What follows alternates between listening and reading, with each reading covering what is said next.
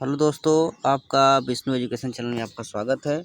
आज हम पढ़ेंगे वैदिक सभ्यता के बारे में कि वैदिक सभ्यता क्या है। जो चैनल पर नए हैं कृपया चैनल को सब्सक्राइब करें, लाइक करें, शेयर करें। तो वैदिक सभ्यता सिंधु सभ्यता के पतन के बाद जो नवी संस्कृति प्रकाश में आई उसके विषय में हमें संपूर्ण जानकारी वेदों से मिलती है। इसलिए इस काल को हम वैदिक काल अथवा वैदिक सभ्यता के नाम से जानते हैं। क्योंकि इस संस्कृति के प्रवर्तक आर्य लोग थे, इसलिए कभी कभी आर्य सभ्यता का नाम भी दिया जाता है। यहाँ आर्य शब्द का अर्थ श्रेष्ठ, उदात्त, अभिजात्य, कुलीन, उत्कृष्ट, स्वतंत्र आदि है। यह काल 1500 ईसा पूर्व से 600 ईसा पूर्व तक अस्तित्व में रहा। वैदिक सभ्यता का नाम ऐसा इसलिए पड़ा कि वेद उस काल की जानकारी का प्रमुख स्रोत है। वेद 4 हैं: ऋग्वेद, सामवेद, अथर्ववेद और यजुर्वेद। ये बहुत वेरी इंपॉर्टेंट है दोस्तों। ये पूछता है कि कितने वेद हैं। इसमें सबसे पुराना वेद ऋग्वेद है। ये भी हम लोग याद रखेंगे भाइयों। इनमें से ऋग्वेद की रचना सबसे पहले हुई थी। ऋग्वेद में ही गायत्री मंत्र है जो सविता सूर्य को समर्पित है। ऋग्वेद का काल 1500 से 1000 ईसा पूर्व तक इसका काल था। ऋग्वेद काल के अध्ययन के लिए दो प्रकार के साक्ष्य उपलब्ध हैं।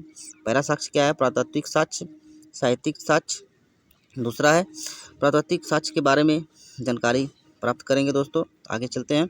इसके अंतर्गत लिखित साक्ष्य उपलब्ध प्राप्त हुए हैं।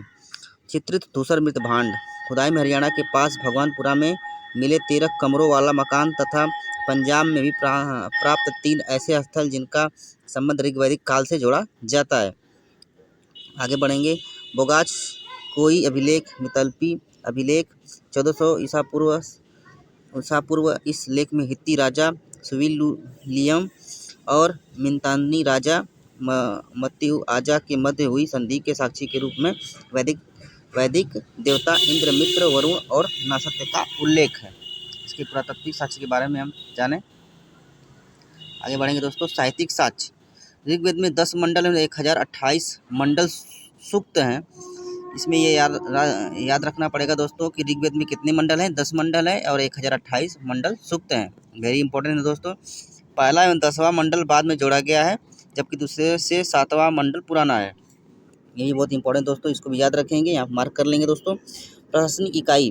प्रशासनिक इकाई के बारे में छोटी इकाई कुल थी। एक कुल में एक घर में एक छत के नीचे रहने वाले लोग शामिल थे। एक ग्राम में कई कुलों से मिलकर बना होता था। ग्रामों का संगठन विश्व कहलाता था और विश्व का संगठन जन कहलाता था। और कई जन मिलकर राष्ट्र बनाते थे। ऋग्वैदिक भारत का राजनीतिक ढांचा आरोही क्रम में है। पहले कुल है, कुल से मिलकर क्या बनता है? ग्राम बनता है। ग्राम से मिलकर विशेष बनता है। विशेष से मिलकर जन बनता है। जन से मिलकर राष्ट्र बनता है। ये वेरी वेरी इंपॉर्टेंट दोस्तों, को मार्क कर लेंगे। ये बहुत एग्जाम में पूछता है। धर्म के बारे में जानकारी प्राप्त करेंगे। धर्म के बारे में देखते हैं। ऋग्वैदिक काल में प्राकृतिक शक्तियों की ही पूजा की जाती थी और कर्मकांडों की प्रमुखता दी जाती थी। इसको भी याद रखेंगे दोस्तों। ऋग्वैदिक काल धर्म की अन्य विशेषताएं कृत्या, नृत्य, यातुधान, ससरपरी आदि के रूप में अपकरी शक्तियों अर्थात भूत, प्रेत, राक्षसों, पिशाच एवं अप्सराओं का जिक्र दिखाई पड़ता है। इन आर्थिक जीवन के बारे में भी याद करेंगे दोस्तों। वैदिक आर्यों ने पशुपालन को ही अपना मुख्य व्यवसाय बनाया था। पूछता है कि वैदिक आर्यों ने किसको अपना मुख्य व्यवसाय बनाया था? तो यहाँ पे पशुपालन को यहाँ पे मार्क कर लेंगे दोस्तों। इसको याद रखेंगे, बहुत वेरी वेरी इंपॉर्टेंट है दोस्तों। ऋग्वैदिक सभ्यता ग्रामीण सभ्यता थी। ये भी बहुत इंपॉर्टेंट पूछता है कि ऋग्वैदिक सभ्यता क्या थी? तो यहाँ पे बता देंगे कि ग्रामीण सभ्यता थी। इस वेद में गव्य एवं गव्यती शब्द चारागाह के लिए प्रयुक्त है। इस काल में गाय का प्रयोग मुद्रा के रूप में भी होता है। अभी भेड़ अभी किसके लिए होता है? भेड़ के लिए होता है। और आजा किस लिए प्रयोग होता है? बकरी के लिए प्रयोग होता है। इसको भी याद रखेंगे दोस्तों। कहाँ ऋग्वेद में अनेक बार जिक्र हुआ है। हाथी, बाघ, बत्तख, गिद्ध से आर्य लोग अपरिचित थे। धनी व्यक्ति को गोपत कहा गया है।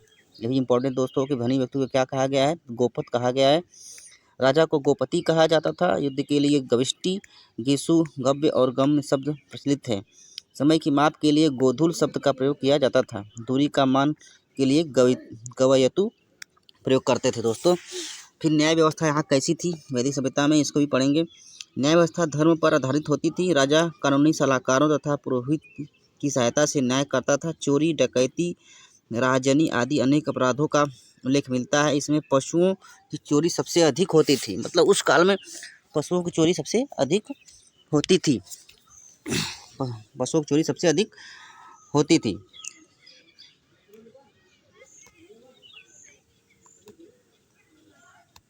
जिसे पणी लोग करते थे। पुत्र प्राप्ति हेतु देवताओं से कामना की जाती थी और परिवार संयुक्त होता था। आगे बढ़ेंगे दोस्तों, उत्तर वैदिक काल के बारे में जानकारी प्राप्त करेंगे। उत्तर वैदिक काल 1000 से 600 ईसा पूर्व के मध्य था। भारतीय इतिहास में उस काल को, जिसमें सामवेद, यजुर्वेद और अथर्ववेद तथा ब्राह्मण ग्रंथों का ऋणकों एवं उपनिषद की रचना हुई, को उत्तर वैदिक काल कहा जाता है। वैदिक साहित्य के बारे में पढ़ेंगे दोस्तों। वैदिक साहित्य में 4 वेद एवं उनकी संहिताओं, ब्राह्मण, आरण्यक, उपनिषदों एवं वेदांगों को शामिल किया जाता है। वेदों की संख्या 4 है: ऋग्वेद, सामवेद, यजुर्वेद और अथर्ववेद। ऋग्वेद, सामवेद, यजुर्वेद, अथर्ववेद विश्व के प्रथम प्रमाणिक ग्रंथ हैं। वेदों को अपौरुषेय कहा गया है। गुरु द्वारा शिष्यों को मौखिक रूप से कंठस्थ कराने के कारण वेदों को श्रुति की संज्ञा दी गई है। ऋग्वेद के बारे में जानकारी प्राप्त करेंगे। ऋग्वेद देवताओं की स्तुति से संबंधित रचनाओं का संग्रह है। यह 10 मंडल में विभक्त है। इसमें 2 से 7 तक के मंडल प्राचीनतम माने जाते हैं। प्रथम एवं 10 मंडल बाद में जोड़े गए हैं। इसमें 1028 सूक्त हैं, इसको भी याद रखेंगे दोस्तों, बहुत इंपॉर्टेंट है। इसकी भाषा पदात्मक थी, ये भी बहुत इंपॉर्टेंट है। ऋग्वेद में 33 देवों दिव्य गुणों से युक्त पदार्थों का उल्लेख मिलता है। प्रसिद्ध गायत्री मंत्र, जो सूर्य से संबंधित देवी गायत्री को संबोधित है, ऋग्वेद में सर्वप्रथम प्राप्त होता है। अस्तोमा सद्गमय वाक्य ऋग्वेद से लिया गया है। बहुत वेरी इंपॉर्टेंट है दोस्तों, इसको यहाँ पे मार्क कर लेंगे, बहुत क्वेश्चन बार पूछता है। ऋग्वेद में मंत्र को कंठस्थ करने में स्त्रियों के नाम भी मिलते हैं, जिनमें प्रमुख हैं लोपामुद्रा, घोषा, साची, पौलोमी एवं कच्छावृत्ति आदि। इसके पुरोहित के नाम होत्री है। यजुर्वेद के बारे में पढ़ेंगे। यजुर का अर्थ होता है यज्ञ। यजुर्वेद में यज्ञ की विधियों का वर्णन किया गया है। इसमें मंत्रों का संकलन अनुष्ठानिक यज्ञ के समय स्तर पाठ करने के उद्देश्य से किया गया है। इसके मंत्रों के साथ साथ धार्मिक अनुष्ठानों का भी विवरण है, जिसे मंत्रोच्चारण के साथ संपादित किए जाने का विधान सुझाया गया है। यजुर्वेद की भाषा पदात्मक और गद्यात्मक दोनों थी। यहाँ पर भी दोस्तों यहाँ पर मार्क करेंगे कि यजुर्वेद की भाषा कैसी थी। यहाँ पे तो पदात्मक और गद्यात्मक थी।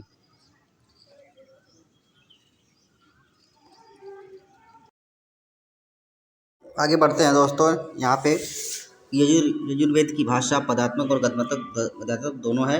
यजुर्वेद की 2 शाखाएं हैं, कृष्ण यजुर्वेद तथा शुक्ल यजुर्वेद। कृष्ण यजुर्वेद की 4 शाखाएं हैं: मैत्रायणी संहिता, काठक संहिता, कपिंथल तथा संहिता। शुक्ल यजुर्वेद की 2 शाखाएं हैं, मध्यान्ह तथा कणस संहिता। इसको भी याद रखेंगे दोस्तों। यह 40 अध्याय में विभाजित है। इसी ग्रंथ में पहली बार राजसूय तथा वाजपेय जैसे 2 राजकीय समारोह का उल्लेख है। आगे बढ़ेंगे दोस्तों, सामवेद के बारे में पढ़ेंगे। सामवेद की रचना ऋग्वेद में दिए गए मंत्रों को गाने योग्य बनाने हेतु की गई थी। इसमें 1810 छंद है, जिसमें 75 को छोड़कर से सभी ऋग्वेद में उल्लेखित हैं। इसको भी याद रखेंगे दोस्तों, बहुत वेरी इंपॉर्टेंट है। सामवेद 3 शाखाओं में विभक्त है: कौथुम, राणायनीय और जैमिनीय। सामवेद को भारत की प्रथम संगीतात्मक पुस्तक होने का गौरव प्राप्त है। आगे बढ़ेंगे दोस्तों, अथर्ववेद के पढ़ेंगे। इसमें प्राक ऐतिहासिक युग की मूलभूत मान्यताएं, परंपराओं का चित्रण है। अथर्ववेद 20 अध्यायों में संगठित है। इसमें 731 सूक्त एवं 6000 के लगभग मंत्र हैं। इसमें रोग तथा उसके निवारण के साथ साधन के रूप में जानकारी दी गई है। अथर्ववेद की 2 शाखाएं, शौनक और पिप्पलाद। ठीक, ब्राह्मण के बारे में पढ़ेंगे। दिक् मंत्रों तथा संहिताओं का ब्रह्म कहा गया है। वही ब्रह्मा का विस्तारी रूप को ब्राह्मण कहा गया है। पुरातन ब्राह्मण में ऐतरेय, शतपथ, पंचवीस, तैत्तिरीय आदि विशेष महत्वपूर्ण है। महर्षि याज्ञवल्क्य ने मंत्र सहित ब्राह्मण ग्रंथों की उपदेश आदित्य से प्राप्त किया है। संहिताओं के अंतर्गत कर्मकांड की जो विधि उपदिष्ट है, ब्राह्मण में उसी के सप्रमाण व्याख्या देखने को मिलता है। प्राचीन परंपरा में आश्रमानुरूप वेदों का पाठ करने की विधि थी, अतः ब्रह्मचारी ऋचाओं ही पाठ करते थे। गृहस्थ ब्राह्मणों का, वानप्रस्थ अरण्यों और सन्यासी उपनिषदों का, गार्हस्थ धर्म का माननीय वेदभाग ही ब्राह्मण है। यह मुख्यतः गद्य शैली में उपदिष्ट है। ब्राह्मण ग्रंथों से हमें बिंबिसार के पूर्व की घटना का प्राप्त होता है। सर्वाधिक पर्वती ब्राह्मण गोपद था। ठीक है, इसको भी याद रखेंगे। तो अरण्यक के बारे में आज दोस्तों आज पढ़ेंगे।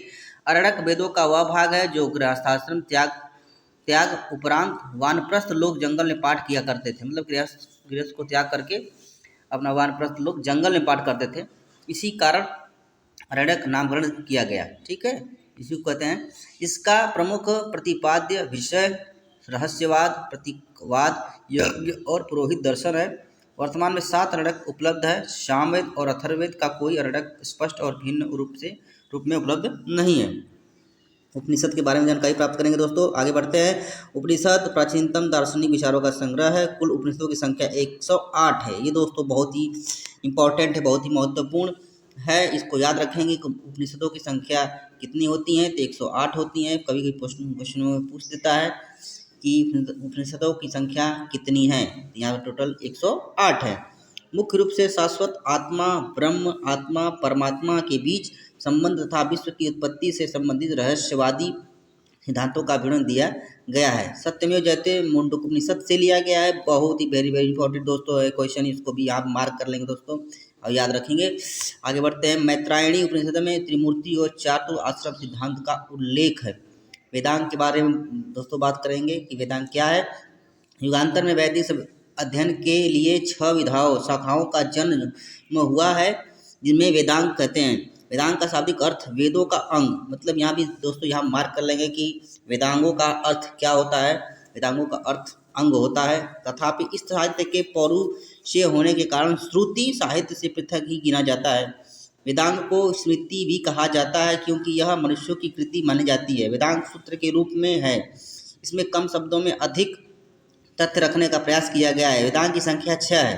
पहला क्या है, शिक्षा जो स्वर ज्ञान है, कल्प धार्मिक रीति पद्धति, निरुक्त शब्द उत्पत्ति शास्त्र, व्याकरण, छंद शास्त्र, ज्योतिष, खगोल विज्ञान। सूत्र साहित्य के बारे में दोस्तों पढ़ेंगे। सूत्र साहित्य क्या होता है। सूत्र साहित्य वैदिक साहित्य का अंग है, उसे समझने में सहायक भी है। ब्रह्म सूत्र, कितने प्रकार के सूत्र होते हैं दोस्तों। ब्रह्म सूत्र भगवान विष्णु के अवतार भगवान श्री व्यास ने वेदांत पर यह परम गुण ग्रंथ लिखा है। कल्प सूत्र के बारे में देखेंगे दोस्तों।